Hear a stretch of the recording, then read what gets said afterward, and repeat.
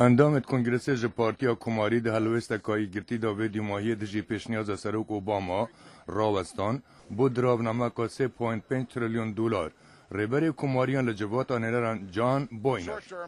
ددمک کرتا و دیزیانه که گهینت آبری و کاردارین ما پاشا روژ و بوجه کارتکی نکا مزند بل سر زاروک و نوین ما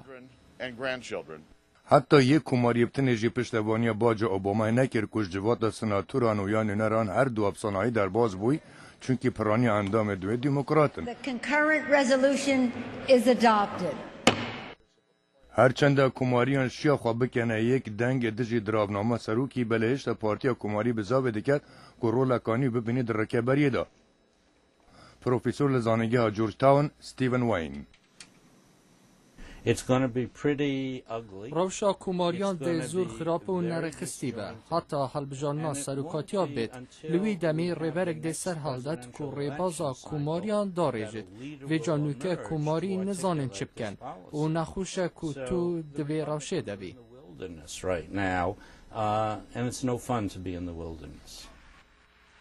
د کمبونه کاوی ماهی دل واشنطن خدانه برنامه کا رادیو رش لیمبو پرسکا جه مشتمر دیار کر که هر کماری بو گورنید آمادن آن نه بو کاره که ناسایه اگر از رازگو بمو بیجم من دوید باراک اوباما سن نگفت اگر کاری وی جبو گورینا وی ولاتی به و ایدی سرمایه‌داری و آزادی تا که کسی بنیادن وی ولاتی نبن هنده کماری دی و باور دکن که پارتی و انتویا پتر کار بکن نبتن رکبری سروکی نیو گلری بکن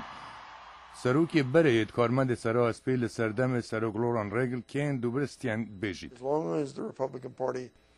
پارتیا کماری بتنی نبیجید نخیر بله وکی هفکارک و آلیه که پشکدار بیتا دیتن هر وکی هلوستا اوباما برانبر به کماریان و سر پرسن هف بش کار بکن بله شارزای سیاسی و که پروفیسور جفری میر لزانگی ها جورج میسن گمان دیکت که کماری جاره کدیل دمک نیزیک وگره نبه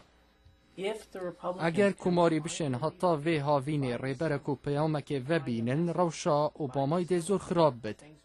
بله از باور ناکم که اوه چه ببه از نظانم کاچه کسایتی که سرکی کماریا بشه دوباره ریبراتی بکته به که این دوبرستن بجید کماری دنرماتی دیار کن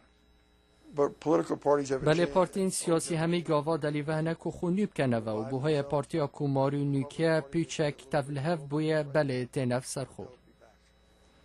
رنگ وقت به بچیت الدیوارگرتن رای گشتی جالی نیویورک تایمز و سی بی اس و 31 لساده جوان پشتوانی کماری دکن کن زمترین جماره ده 25 ساله بوریده ده همان ورگرتن رای گشتی ده سروک اوباما 66 لساده پشتوانی ورگرتیه ج پشکا کردی دنگ امریکا لو واشنطن او راپورتا تیتا بهیستن